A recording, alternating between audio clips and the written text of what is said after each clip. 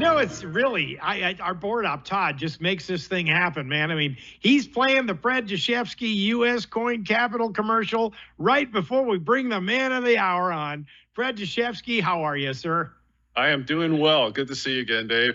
For sure. Now, I've gotten articles, I've gotten phone calls, and people are telling me the silver market has gone crazy and it's escalated and silver's over 30. And I'm like, should have bought it when it was low. The coulda, shoulda, woulda mode. Now, what's going on with the silver market? Explain that, if you would. Sure. Well, I know you got a pulse on it. We can proverbially say that, we shoulda, coulda, woulda. I mean, going back as far back as you want to look, every time we've seen silver hit a particular price, it always has turned out historically to have been a buying opportunity because nothing has happened except it has progressed forward. So on the back of the pressures of what's been happening economically around the world, just since the last time we had an episode here, which was a couple of weeks ago, silver's jumped from $27. We saw $32 silver yesterday, and we have a little bit of a sell-off today on a little profit taking. Gold had crossed 2,400, started the year barely at 2,000. So, silver is up for the year about 30%. And gold, even with the little pullback today, about 15 or 16% higher than the first of the year. And again, we're seeing tremendous amount of acquisition going around the world. And many people now are starting to line up saying that, they're looking at things like an actual return to a gold standard becoming more of a popular conversation. And, I've talked about this a lot. I think this would be a wonderful thing for America to have returned at some point to a standard where we can't just simply inflate money. The problem, of course, has been for any government to really be able to sustain maintaining that standard. So of all the countries that are experimenting with this, we've talked about Zimbabwe, probably the worst currency implosion in history. I mean, probably even worse than the Weimar Republic after World War I. The Zimbabwe note got so bad, they ended up printing $1 trillion Zimbabwe note. And now Zimbabwe is exploring the idea of trying to tie their current currency to a gold standard. Nobody believes that they'll be able to do it, but there is a growing sentiment to return to some form of metal standard because of the abusive nature of what governments have been doing, being that they're unable to operate unbacked. And we're seeing the results of that with higher metal prices continually to shine, no pun intended, as we move forward. So yeah, silver actually tapped $32 and change, and gold now 2,400. And even with today's little retraction, we're still over $31 an ounce silver and just under $2,400 today on gold. Wow. So, it's funny you would mention the Zimbabwe notes because I'm holding a couple of trillion in Zimbabwe notes right now. You have one? Yeah. I have a bunch of them, sir. My friends bestow them upon me just to say, here, you need this for a backstop. And I'm going, oh, God, are we going to do this dinar thing again? I mean, this is a thing that's gone on in the Patriot movement, and everybody's putting their faith in the dinar. And I'm like, come on, people, you're looking at foreign currency and what's going to happen when they all join the BRICS movement. Because, do you see this happening over time, that people are going to start getting away from the petrodollar? Well, it's certainly likely. We have a lot of pressure on the U.S. dollar because, it's almost by default that foreign countries are forced to use it.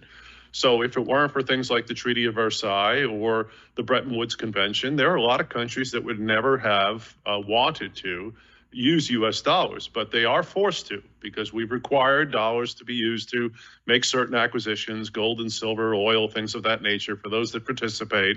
And of course, any country that wants to buy a U.S. investment like a U.S. bond because of the yield that it pays has to convert that currency into dollars first. So we do create tremendous demand for the U.S. dollar. Other than that, though, people are looking at this and trying to step back and say, well, yeah, we have to use the dollar, but does it really make any sense? What's the status of the dollar currently? We're 34 plus $1 trillion in debt. The amount of it relative to GDP is climbing. There's 300 trillion in total global debt. And this stuff is becoming alarming to a lot of people that pay attention. And those that do and know a little bit about history, have seen what happens, things like the Weimar Republic or the Zimbabwe currency, and what will happen when it completely implodes. And a lot of people don't want to be standing there, at the end of that line saying, shoulda, woulda, coulda. should have recognized that there was this flaw. Now, I have been of the belief for decades, and I have not really changed this yet, that I think it unlikely that the U.S. dollar implodes completely. I think the more likely scenario is a lot of inflation built into its value, but we continue to see dollars used and utilized, just having a much weaker buying power. And that's the thing that encourages me to recommend that those that are holding capital now add some physical, real, tangible wealth in the form of silver and gold coins. And silver looks to me still remarkable. I mean, we were at 87-1 on the gold to silver ratio 2 weeks ago. The recent uptick in silver has put us down to about 77-1. But still, that reflects an opportunity, I think, in future growth in the silver price that makes it very conducive for those that want wealth protection to add. Yeah, see, and there's so many things going on in the world right now. I mean, you got people converting to BRICS, trying to move away from the dollar. You got China cashing in all these treasuries. They don't want to be holding them. They're trying to open businesses in the United States of America, especially this battery plant in Michigan that everybody got voted against. They tried to stop it, and they can't. And the CCP is going to be running a lot of it. And they're going to be getting their marching orders from Beijing. So I'm looking at this whole scenario. It's like, look, they want to invest in America because they see its wealth, yet they want to try to, destroy it by parking them close to military installations or whatever the case may be. I know that's more, geopolitical. And I know you've studied some of that because you did take political science like myself. And so you see a lot of this stuff. It's really hard to predict the geopolitical outcome. But when you start looking at what their intent is, and that is to produce these lithium batteries for Chinese vehicles, which they want to bring in here, and that's why they're jacking up the tariffs. I mean, all of this has something to do with the acceptance of the dollar. So there's kind of a two-part thing here. Besides the acceptance of the dollar from other people as they continue to do, how's the IMF reacting to all of this pushback? Well, the IMF stands as the bank's reserves to central banks that fail. So the IMF has to take a cautious approach to this, because if they continue to bail everybody out, they're going to be in a position where they themselves are going to have funding problems. So, all these countries contributed to the International Monetary Fund for that purpose. At the end of World War II, we established the IMF so that, in the events of these massive central bank implosions, there would be a lender of last resort that they could approach and say, can you help us? And the IMF has stepped in, but obviously it has to become more cautious moving forward. And as you mentioned with the Chinese, it's a really interesting dynamic because we are the largest consumer of Chinese goods and services. So we are effectively their best customer. Now, you don't want to do anything to chop the legs out of your best customer because you want them to continue to buy all your, Chinese products, whether they be quality or crap. They still need to export those here. And we start to face some battles like, within the steel industry, for example, there's a lot of pushback to say, well, they don't want the importation of this Chinese steel because it undercuts the availability of steel manufactured in the U.S., and that hurts the U.S. economy. So there's this, dual-edged sword here. China wants to sell us lots of product, and the U.S. is somewhat resistant. But, of course, we do support the idea that China will sell us goods and services because, as you mentioned, China likes to buy U.S. Treasury securities, and we need them to continue to load up on those. We don't want to reverse that situation. We are in an intertwined dynamic. And, the political part of it and the economic part of it, they get muddled a lot. And it does get confusing and difficult to assess what might happen in the future. And this is somewhat of a concern for me because if we're left to having to define the value of our currency based upon these exterior political events that may or may not occur or changes that might occur, the growth of this idea of BRICS, the idea that there is anything that is growing as a method to try to produce something that would counter the U.S. dollar or be an alternative to the U.S. dollar. We've pushed back on that for 60 or 70 years, and perhaps we're beginning to lose that battle. And that would be rather dangerous going forward for the U.S. dollar. But this is the thing about CBDCs, which is the next biggest worry besides blockchain and how they're going to control all of this. The thing is, Florida Governor DeSantis signed a law in Florida that basically prohibits CBDCs from being used in Florida. And so other states may join in when they start to see the threat manifest itself. Where do you see the threat? Is there one, or is this just something they're trying to scare us with? Well, I consider there's a couple of things involved here. Whenever you change the nature of money, you have a fundamental issue that affects everybody. I don't know that any governor is going to be able to actually stop the system. If the Federal Reserve decides that they're moving in that direction, I don't think the government has authority within just the states to reject it. I just don't think they have the authority. So I think that's going to be a losing battle. I worry about a central bank digital currency for a couple of reasons. Most importantly, of course, there's the sovereign problem of us losing our ability to conduct private commerce. That is completely out the window as soon as we move electronic, because no transactions then would be able to be occurring without record, and government interference is there. So you look at the system and say, right now I can meet you in a parking lot and you can hand me a briefcase full of cash and I can hand you some goods and services and we go our separate ways. Well, who knew about that transaction besides you and I? No one, unless you and I tell somebody. We still have this ability. Now, if we move to a digital system, that's gone. There is no ability anymore to conduct even the smallest transactions privately. And what a lot of people are worried about, and I think, maybe it's a little Orwellian, but it certainly falls within the parameters of what seems to be quote unquote normal these days. If you give the government the authority to control all of the money and regulate every transaction, what is to stop them from regulating people with that power? So to see government control take over because they now can control currency and every activity that occurs, to me, is extremely dangerous and goes completely contrary to the idea of privacy and personal wealth protection and all of the things that were established on the Constitution of the United States with the founding fathers' thoughts and processes. I think we're moving so far away from that now to become concerned. I think we're moving into dangerous territory. And although I understand the technological advancement of moving digital, and they can espouse all of the reasons why this would be beneficial and the simplification and how everything would work more smoothly, and I'm sure they will promote it from a convenience standpoint, which is how they push everything on the public. They sell us on the idea that somehow this is more convenient, but what we don't recognize is the stripping of our privacy by virtue of all of these things. And we can think about it in terms of the simplicity of like a Google search and things of that nature. We know how these things are tied in now. Everybody knows that you do a Google search for a pair of shoes, and the next thing, I don't care what website you're on, you're going to see an ad for shoes, even if the next website was totally unrelated to anything in apparel. It's because they track and follow. And that has expanded so dramatically that control over the economy is falling into the hands of those with the information, which has now become the most powerful resource in the world. It has actually surpassed oil now. Information is the number one commodity. So if we move digital, my fear is that all of the information that's available is now in the government's ability to look at and decide. And, again, I've made some funny, thoughts about it, like you're trying to order a pizza and under the system, the government says, well, we have your medical records and we think your cholesterol is too high. So we think you should buy a salad. So we are not going to approve that purchase. We're going to reject it. So you won't be able to make a transaction because the government has stepped in and decided it wasn't in your best interest. These are the kinds of things that become very possible if we move to this digital system. I hate that idea that we lose all of the financial privacy because of a technological advancement.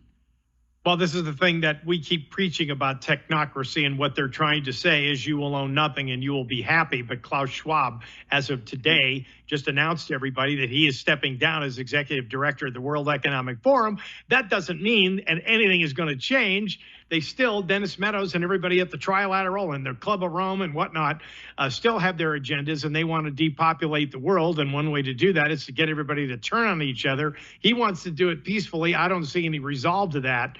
But here's the thing. Every time that they mess with somebody's currency, and this is something Rothschild said a long time ago, give me control of a nation's currency, I don't care who makes the laws. Exactly. So, when we look at stuff like this, and I mean, you're as well read on this subject, more so than I am, but I'm looking at this thing, Fred, and you as an expert, and it's one of the reasons why people need to get a hold of Fred if you have questions on this. He and his team are very well versed at uscoincapital.com to answer the kinds of questions and steer you in the right direction. At a point in time, I would have to ask this question because you deal in $1,000 purchases, how much face value gold can I buy for $1,000? Well, right now, not a lot. We gold at $2,400 an ounce. Obviously, even a quarter ounce coin is going to cost somewhere in the neighborhood of $700 or $800. And of course, the premiums on small size gold coins actually are a little bit higher than the larger ones. So there's not a lot of wiggle room there with gold. Silver is amazing at this point because as the price has been climbing, and we talked a little bit about this, those premiums on the just generic pre-65 dimes and quarters and halves have continued to compress. We're seeing incredible opportunity for people to acquire silver coins because the cost over just the metal they're made of is as close as it's ever been in my 40-year history. I think it's a wonderful opportunity for people to buy. And, I think about things like, I have this quote, all the perplexities, confusion, and distress in America arise not from the want of honor or virtue, so much as from the downright ignorance of the nature of coin, credit, and currency. Now, that was John Adams in the 1790s. That's how far back this goes. This is how early many people recognized the problem of what would happen if we don't have a solid foundation of a monetary system. And now what we experience in the current world, I can't imagine what the founding fathers would think if they could envision what would have happened as the centuries would evolve to exactly what they were saying in the 1790s that they wanted to prevent because they could see it coming. It was that obvious even then that if you lose control over a monetary system, the public is the one that loses. The only thing I can think of these days to counterbalance this problem is for individual Americans to have some real tangible wealth. If we don't protect ourselves, what we are waiting for then is the government to do it for us. And I think that is a losing proposition. Definitely. Now, here's the other thing, Fred. They took us off the gold standard in 1975. Nixon did that. So looking at history and looking at the fact that we've got runaway spending that is just driving inflation crazy, these people are not going to stop. They're obviously using it for a certain reason. We think it's going overseas and then coming back under the table to be used against we the people. Do you ever see us getting back on a gold standard, or do we have to get control of our budget first and get rid of these high deficits for that to even happen? Is it even possible? Well, therein lies the rub. So, as I mentioned, there is a strong growing consensus that, countries should move back to a gold standard. The reason that they're thinking this way is because of all the things that we're talking about. Can it be done? That's a whole nother question. And this is the reason I have suggested, in my opinion, that it is unlikely that the U.S. would ever return to a gold standard, as smart as it would be and as intelligent as it would be for somebody to promote this idea. I think fundamentally to make it actually work in the real world seems extremely unlikely to me, because it means now that we've constrained government from spending money it doesn't have or being able to inflate the value of currency in order to make up gaps between what it spends and what it brings in. We had 180 years of a gold standard in America. It ran from the 1790s to the early 1970s, and we experienced very little inflation during a 180-year period of American history. And if you look at what's happened since the 70s, the devaluation of currency has been massive and has occurred in relatively a rapid period of time. I realize the 1970s seems like a long time ago for a lot of people, but when you think about it going back to the 1790s, it's a microcosm of a second in the terms of long-term look. So I think what we're experiencing right now is going to accelerate and get much worse. And I think the idea of returning to a gold standard is fantastic. But the reality of whether or not that could actually be done, to me, I put the odds at near zero. Oh, no. Well, see, and here's the other thing, too. You were talking about the 70s being when everything started to shift. I have noticed just by watching, like Harry Dent and other people, other economists like that, and I'm sure you look at the Dent method. Sure. But I'm watching the cycles, and as they devalued the dollar, the cycles got more extreme. That makes sense? It does make sense. The size of the problem has massively increased because, even in the 90s, during the Reagan years, you're talking about, the late 80s and early 90s, you're talking about deficits that were barely in the billions of dollars. When we hit the first $1 trillion in debt, people went nuts and said, well, this has got to be the end of it, right? But here we are now, $34 trillion in debt.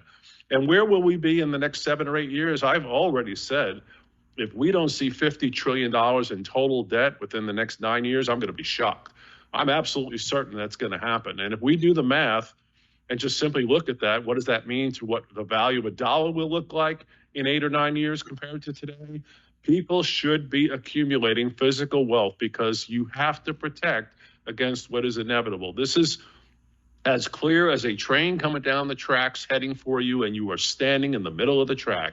You can see the train coming. It is not slowing down. There's no way to stop it. It's too close. If they slammed on the brakes right now, it would still run you over. You cannot remain there. You have to move off the track. And the track in this case is the acceptance of the notion that there's nothing wrong with the dollar and that it's okay to buy CDs and invest in treasuries, which again, I think is fine for a portion of people's wealth, but you have to counterbalance that. People just need to recognize the government cannot get its way out of this debt situation without printing money. There's no political solution anymore left. Yeah. There's nothing they can change.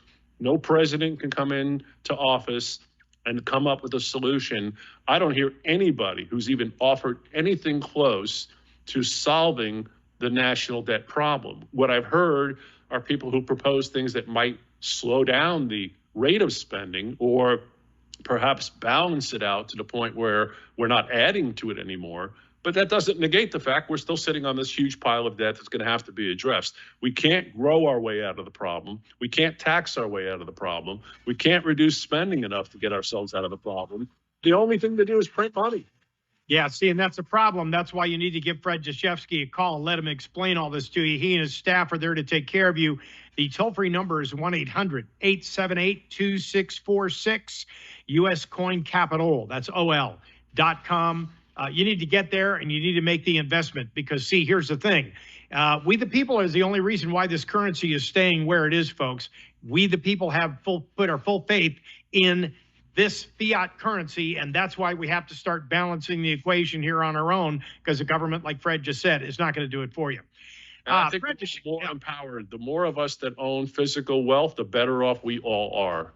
And we appreciate you, Fred Dashevsky. Thanks so much for joining us here. We're out of time for today, folks, but in the meantime, we'll see you tomorrow. God bless you, and God bless the United States of America.